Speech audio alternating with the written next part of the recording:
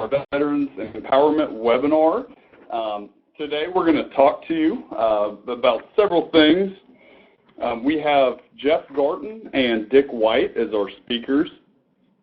So Jeff Garton is an ASTD best-selling career author. He's a former head of global staffing for Kraft Foods and Miller Brewing, and he's the president of Career Contentment, Inc. His research into why some people are more successful than others when looking for jobs and keeping them longer provided the design foundation for VetPower.org's virtual classroom and veteran empowerment training. And Dick White is our other speaker. Mr. White is a service-disabled U.S. Army veteran and who, after graduating from Artillery Officer Candidate School, served in the Republic of Vietnam with the 101st Airborne. He's presently an independent management consultant specialized in corporate strategy and operations and is also an active member of VetPower.org's board of directors. For those of you who do not know me, my name is Doug Walker. I am the communications manager at Disabled Veterans National Foundation. I'm really pleased that you all decided to join us today, and we really hope this webinar is informative.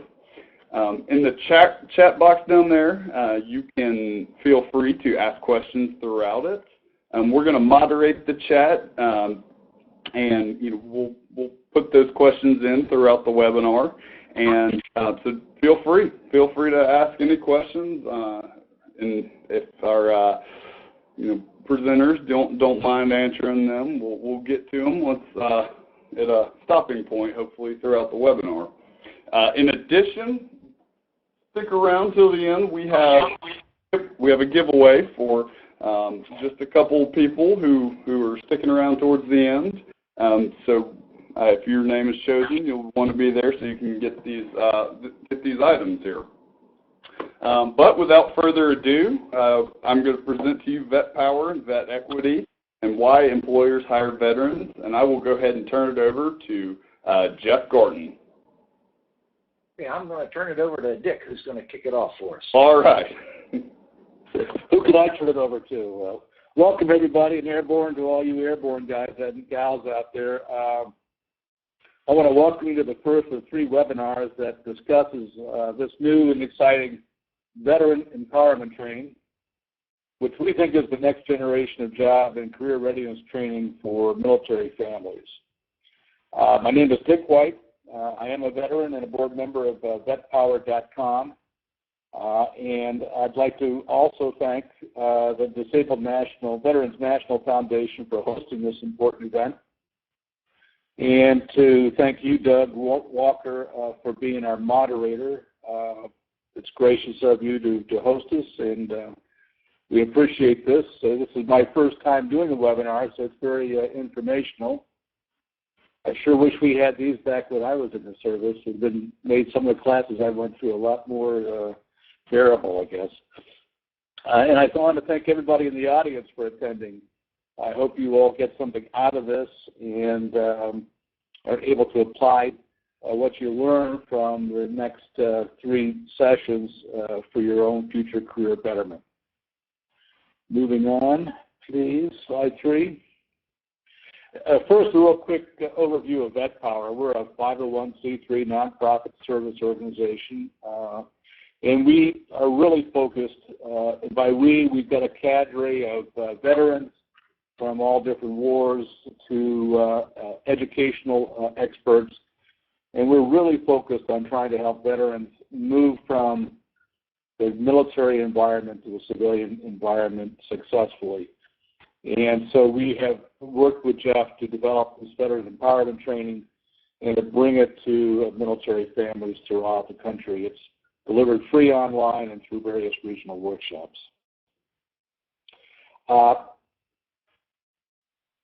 And why we're here and why we came to that conclusion is that when you think about it, is that during any given month across America, nearly 750,000 veterans are out there competing for fewer civilian jobs. Inevitably, many vets do find out, while others become discouraged, stop looking, and employers flat out ignore them. So it makes you wonder, why are some job-seeking veterans more advantaged than others? Why do some vets find good jobs after a few weeks or months, and others can't even seem to get an interview? What's up with that? That was a question that inspired the vets of Vet Power to begin their search for a solution to help more veterans create the same advantages, to help them find better jobs and find jobs faster.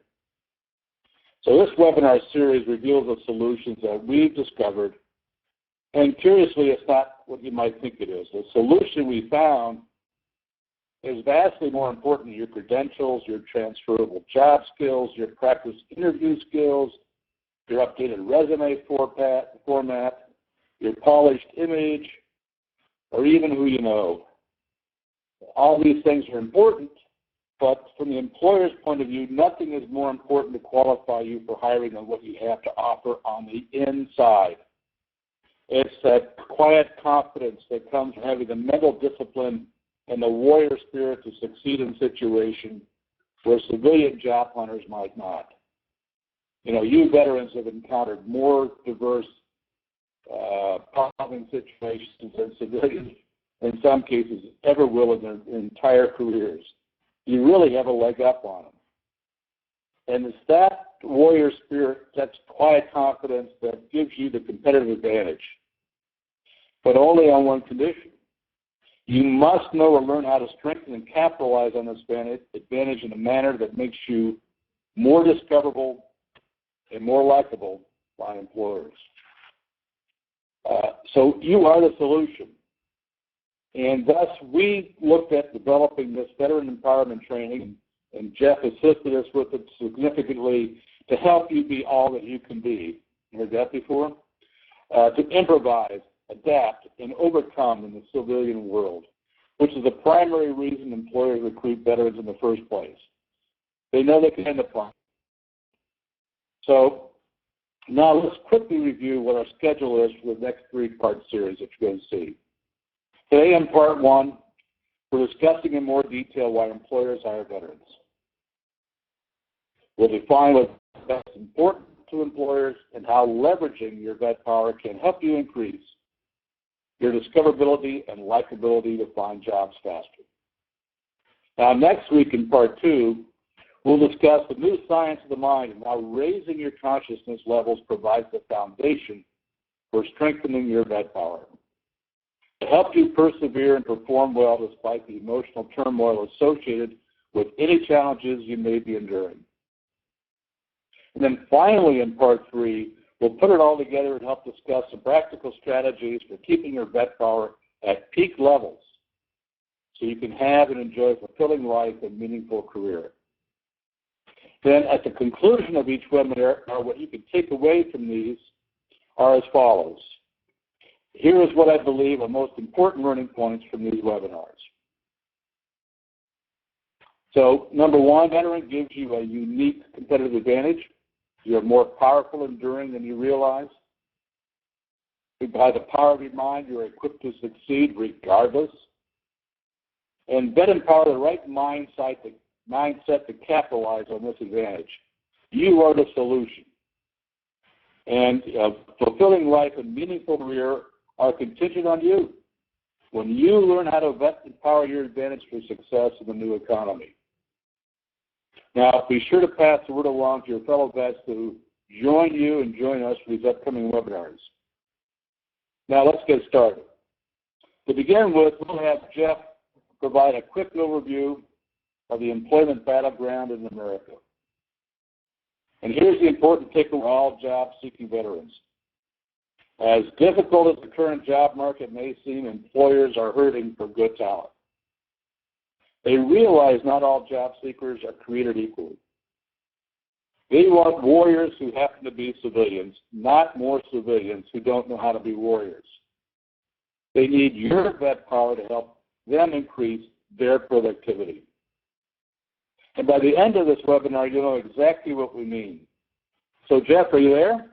Yep, I'm here, Dick. Thank you very much. And thanks, everybody, for joining us today. I went online this morning and checked the recent news on the job market. And overall, the job market is still struggling due to the damage created by that Great Recession, 07 to 09. The problem is not enough jobs are being created. There's right now a deficit of about 8 million jobs in the U.S., and employers are adding only about 192,000 jobs per month. And that means job hunters should have to get used to high unemployment rates and also increased competition for fewer jobs. In July, last month, the unemployment rate fell to 7.5%, which is good. But that's largely because 37,000 job hunters gave up the search. They became frustrated and stopped looking. The Department of Labor has what's called the U6 unemployment rate, and that includes the unemployed, the underemployed, or people who were forced to take part-time jobs, and the people who became discouraged and stopped looking. And that U6 unemployment rate is 14%. What's happening is that employers are not creating new jobs, but what they're doing is expecting fewer workers to accomplish more with less. So consequently, workers are getting beat up, and because of the lack of jobs, so are job hunters getting beat up. And because they become discouraged, stop looking, employers believe the jobless are unqualified. And that's an unseen problem that we're going to get into here right now. Job hunters and veterans are trained how to look for jobs, but they're not trained how to persevere and perform well until jobs can be found. And that's the unseen problem. Let's take a deeper look at the current job readiness training. And here we see on the left the focus of attention. That job hunters typically spend a good bit of their time developing their resume, their transferable skills, and their networking skills. They spend a little less time working on their cover letter and on their interview skills. If you take a look right here, you can see part of the problem. They're not spending any time developing their attitude and performance to succeed during the second worst job market in U.S. history. And the fact is, all of these things here tend to improve or be beneficial to the job hunter more so than to employers. So now let's take a look now at where employers focus their attention. And you'll see it's in the direct opposite direction of how job hunters prepare themselves. Employers spend very little time looking at your resume, your cover letter, and then your networking skills and interview skills. They spend a little bit more time focused on your transferable skills. But look, here's the issue. Employers and interviewers and recruiters are trained to look deeper into your attitude and performance potential. Can you get along? Can you do the job? And so forth. We just put in very little attention to some of these other areas. And so the point here is that there is a major disconnect between what employers are looking for and how job hunters are being prepared. So why is this mindset so important? Mindset. The average time to find a job now is about 36 weeks, almost 10 months. That median time is about 16 weeks and so forth. And what research indicates is that your greatest chance of finding a job, there's a 26% chance of finding a job in that first 3 months. And in that next period, 3 to 6 months, your chances of finding a job next month drop down to about 12%, and then after 6 months, you can see it drops down to 7%. So again, the greatest chance of finding a job is at the early stages of your job search. And here's what the research tells us, is that after a job hunter goes through 5 months of unsuccessful searching, they become discouraged, and that's when they stop looking. And after 6 months, if they're still looking, employers become biased against hiring the long-term jobless. In fact, we've got research from Northeastern University and UCLA that indicates that employers believe that the long-term jobless deserve to be unqualified. And so what's happening is due to these ongoing rejections, delays, and frustrations, the person's mindset and performance and impressions just fall. And at that point, if they come into an interview looking like they've been beat up, it renders insignificant all of the work that they've done on their credentials and their image. That's what's happening. So from the employer's point of view, they're saying, okay, these guys are becoming discouraged and they're stopping looking. They lack the mindset, mental skills to succeed despite their circumstances. And right here is the big issue that's driving employers. In the middle here, research from Gallup indicates that because their employers are putting more strain on fewer workers, what's happening here is that 83% of the existing workforce, according to Gallup, is fatigued, disengaged, and unproductive. So from the employer's point of view, job hunters, the long-term jobless, are perceived as discouraged and potentially as unproductive as the workers that they have on board. That's the problem.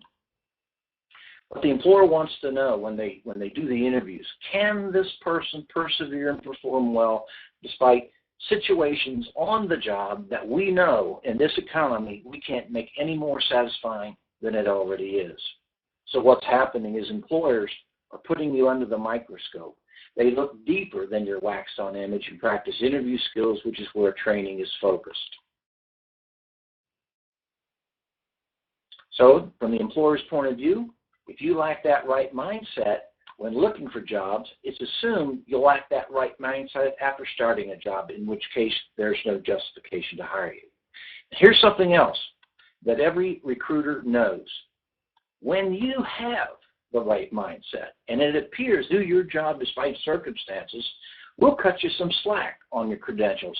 Maybe you don't have the right degree, or maybe you don't have the best image. We're concerned primarily that you have that right mindset. So I want to ask you here, let's see, I want to do a little poll here. This is what employers refer to as right fit in chemistry. Less important, most important. Here's a survey question I'd like to ask you. If you take a moment and just go through this.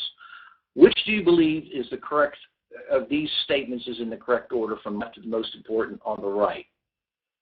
Take a moment, if you would, and go through this and give us your answers. Is it credentials, mindset, and image? Or mindset, image, and credentials? Or image, credentials, and mindset?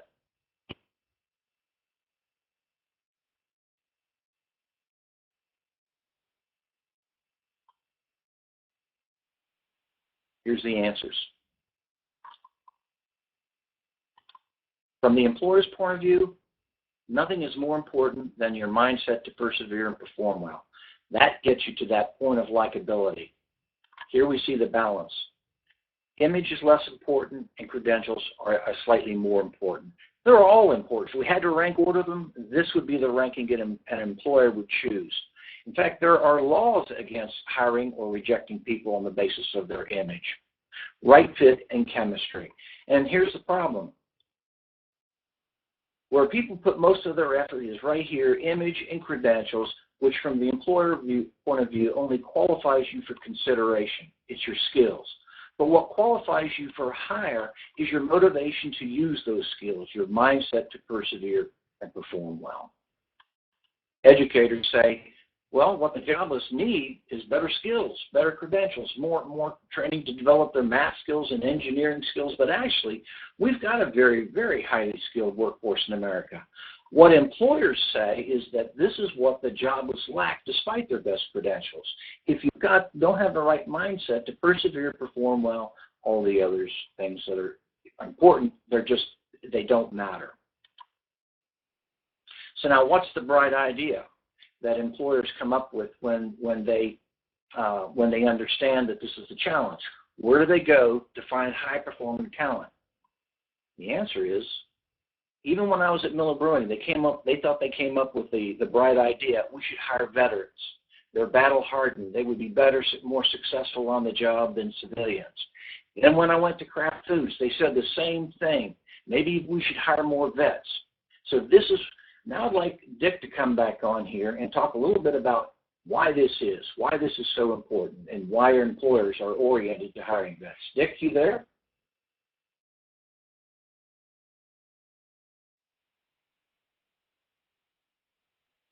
Yes, I'm here. I just had to get myself off of mute here so I wouldn't cough while you were talking.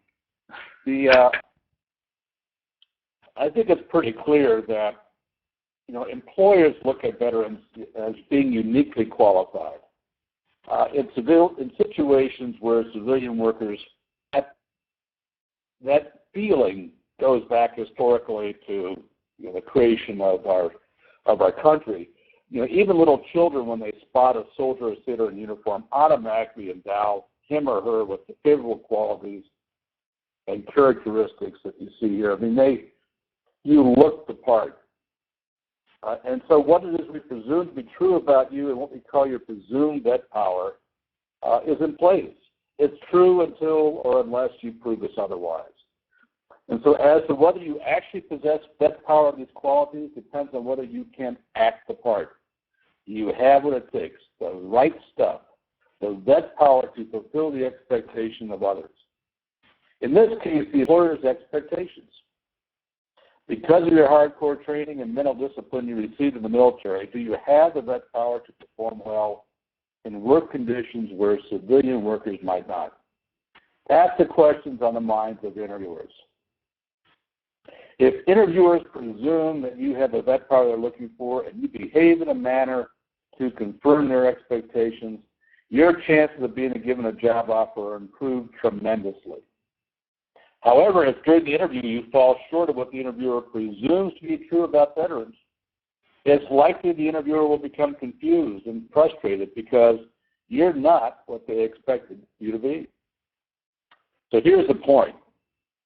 If you want a good job faster, capitalize on what employers presume to be true about veterans by behaving in a manner that fulfills their expectations. And you'll get more into this in the upcoming webinars that we discussed earlier. Now, some of you veterans participating today are no doubt thinking that vet power applies to Iraq and Afghanistan veterans, not experienced veterans. That the strengths and good qualities employers endow upon returning are not endowed to older veterans. Well, that's perhaps true, except for one very important thing. Once a veteran, always a veteran. And as your vet power diminishes over time, your potential for vet equity increases, provided you continue to capitalize on your military training and experiences. Take, for example, Lieutenant Colonel Oliver North, who's been retired for quite some time now, but for decades after leaving the Marine Corps, the media and millions of Americans continue to follow him and endow him with equity, veteran equity, based upon his previous levels of vet power. And he was able to capitalize on that in terms of his civilian career, and it was largely based upon his vet equity. And you can do the same. We can all do the same in our own ways. But now, if this is true, why are jobless rates higher for vets? Could it be that veterans never learned how to strengthen and capitalize on their vet power and vet equity? I can tell you that was true for myself as a Vietnam vet. We were sort of forgotten about, so you sort of hid the fact that you had vet equity. But the times have changed, so let's examine what's happening in the job market today that is affecting jobless and transitioning veterans. Let's begin by examining what employers typically presume to be true about veterans, their presumed vet power. So, hey, Jeff, can you jump in here and talk about this a bit? Sure. Again, this gets back to what you were saying, what we presume to be true about veterans: highly resilient, engaged, leader, teamwork, loyal, trustworthy, and so forth. That's what they're expecting. But here's the situation. After we go through military transition training, or after a veteran has had a civilian job or two, here's what happens. Employers perceive these folks as just another unqualified civilian, particularly if they fall victim to the emotional turmoil associated with long-term unemployment. They are perceived as discouraged, lacking perseverance. Maybe they become so discouraged they stop looking, but it's assumed that they're no more productive than the civilian job hunters. Then there's this other thing. The assumption is they may go postal. So that's what's happening here. And the question is, if the existing training, which is not helping civilians, and that same training is being provided to veterans, why do we assume it will work for veterans if it has not worked for civilians? That's the problem. Here we see some research from Monster.com, Prudential, and Iraq and Afghanistan war veterans. What the research says is that although vets feel confident that their skills will transfer, over half of them, after their training, don't feel prepared for the transition, and nearly 3/4 don't think they're going to find a job. And because emotions communicate without words, that's the other problem. Employers see it and even agree that these guys are not prepared for their transition and employment in the civilian job market. That is the problem. And recall, if you recall, we went through this slide previously. These challenges that civilians are facing are being faced as well jobless veterans, in addition to the emotional turmoil associated with their transition and some of the unseen wounds of war. So what's happening here with veterans? What's happening? They leave a situation where they get lost during transition. They move from the structured and familiar from a team-oriented environment to a situation where they're more caring for themselves, actually worry about being unqualified, jobless, and broke, or even worse. This is where their mindset is at the start of their job search. Remember what we said earlier. That first 3 months is the most critical to finding a job faster. So without veterans realizing what's happening, all of their doubts and worries begin to consume them, causing employers to doubt if they have the right stuff, the vet power. And this is what happens. All of these wrong thoughts start going through their minds. They forget where they've come from and where they're going and all the power that they had and all the things that the military gave them. And employers see this, not what I expected. But then, if you give this guy some time, these employers some time, then the idea kicks in. Hey, maybe this guy does have something to offer. Maybe he's not immediately ready. They'll cut him some slack. And so he says, okay, we think you have what it takes. You're hired.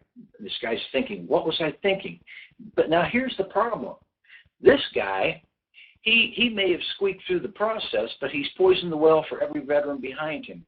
Every veteran who goes through this process has got to go in there and demonstrate that they have what it takes, that vet power that employers are looking for. For the majority of employers out there, the seed of that presumed vet power is already planted.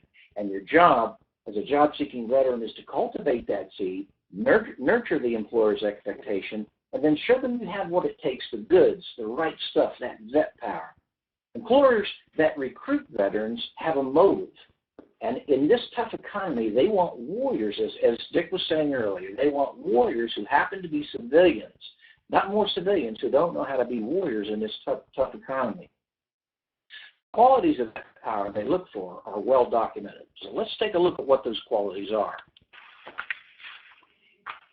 In 2012, a study by the Center for the New American Security found out that employment in the new economy is about productivity, not patriotism. If you're interviewing with a vet-friendly employer, they expect to see your vet power. However, if you're interviewing with an employer who is not vet-friendly, where you doubt their friendliness, they will anticipate that you lack transferable skills or may go postal due to PTSD. The solution in both cases is here. Show them you have what it takes, and particularly search where you're wanted. What does it take? What does a vet power look like? Again, we go back to the research, this same study. Here are the qualities employers look for when recruiting veterans. And about these, there are two very important things I want you to take notice of. First, there's nothing mentioned about your resume, your cover letter, your curb appeal, or interview skills, which is the focus of the training veterans typically receive. Employers, as we said earlier, are most concerned about your work ethic and your potential for high performance and increased productivity, your vet power. And the second thing I want you to notice is this. There's very little emphasis on specific transferable skills. In other words, employers look for more than just a set of job skills. If you have a vet power, to persevere and perform well, it's presumed you will do what it takes to develop those skills if you do not already have them. Now let's take a look at what the research says as to why veterans are rejected for jobs. I want you to notice something very interesting in this one as well. Each of the items listed above here is either an excuse not to hire, confusing like transferable skills, skills mismatch, duty-related absences, or it's an assumption based on hearsay, stereotypes, slow acclimation, require assistance. How can you know if either of these things is true about a veteran unless you hire them, unless you road test them? You can't. And this is what happens when a veteran fails to demonstrate their vet power. Interviewers become frustrated and then look for reasons as to why a veteran should not be hired. They make excuses and assumptions, which are typically the mark of an employer that is not entirely vet-friendly. So the solution to preventing this unfortunate situation is threefold. Number one, get the veteran empowerment training and use that free resource to strengthen your vet power and equity. Two, search where you're wanted. Look for the employers that are sponsoring the delivery of that veteran empowerment training. And then three, show them you have the vet power they're looking for. Don't give them any reason to reject you based on excuses or assumptions. And I think as you hear me talk about this, you can nod your head saying, yes, this we see is happening. So what makes veteran empowerment training unique and so important? Traditional job readiness training tends to focus on fixing what's wrong with veterans, their deficits, how to prepare yourself to circumvent the excuses and assumptions we just spoke about. And that's all fine and good, and it's needed. But let me ask you this. In preparing for a major sporting event, does a professional athlete dwell on his or her deficits? Does a warrior prepare for battle by dwelling on his or her deficits? The answer is no. Winners take any deficits into consideration, but then they dwell on what is right, their assets, and their impending victory. That's the approach we take with veteran empowerment training. Rather than focus your mindset on fixing your deficits or what's wrong, we show you how to leverage what's right, your vet power and vet equity to succeed in situations where civilians might not. After all, that's what employers are looking for when deciding to recruit veterans. Your performance propulsion system developed through military training. Now, let me explain, and Dick, you can jump in here at any time. Help me explain this because I think it's a good analogy. What do we mean by performance propulsion system? And then in talking a little bit about this, we'll lay the groundwork for next week's webinar. This is a performance propulsion system. A classic muscle car, such as this one you see here on the left, it's a performance propulsion system. The car itself is useless without the engine to propel it, right? And the engine is useless without the fuel. Gasoline fuels the engine, propels, and the muscle car performs. And briefly described, that is what we mean by propulsion system. Now, Jeff, I got it. Let me interject here, Jeff, and give you a little break. But as you can see, a car with an auto and gas doesn't go anywhere on its own. You need a human being to be the driver. And so what is it that really propels a human? Think about the human then as that performance propulsion system. What is it that drives that human? Well, according to psychologists, we get energized through our emotions. I mean, that's where we really get going. We are emotional beings powered by emotions. Now, $1 million question then becomes, what is the fuel that creates human emotions? Well, if you think about it, you're thinking about it, which means our thoughts, if you will, propel our emotions. It's how we think.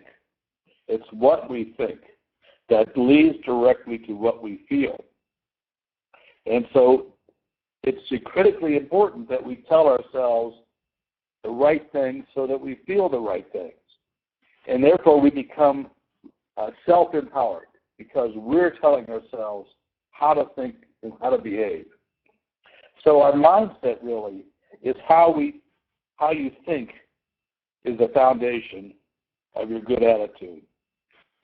Your mindset then leads to improved health, unbeatable performance, on-target results, and favorable impressions. It's how you think, and your mindset regulates how you think to improve how you feel. and that is a pathway to increasing your discoverability and likability with employers. So let me ask you this question. Who controls how and what you think? You do. It's what makes you responsible for your attitude, your health, your performance, your results, and impressions. And so where do your thoughts come from? Well, they come from your mind. They come from your consciousness, which is the focus of next week's webinar. Along with this, can you improve how you think? Can you improve your self-empowerment? The answer is yes.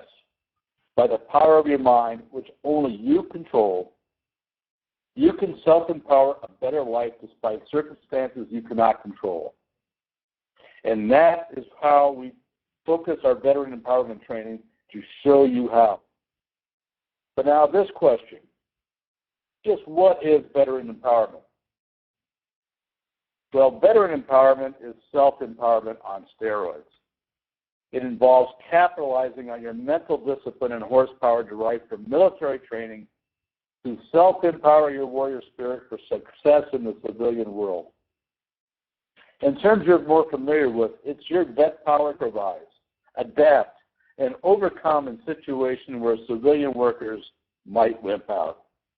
You know what I'm talking about, and why employers recruit veterans in the first place is because we got the moxie. So this takes us to the final question of the day.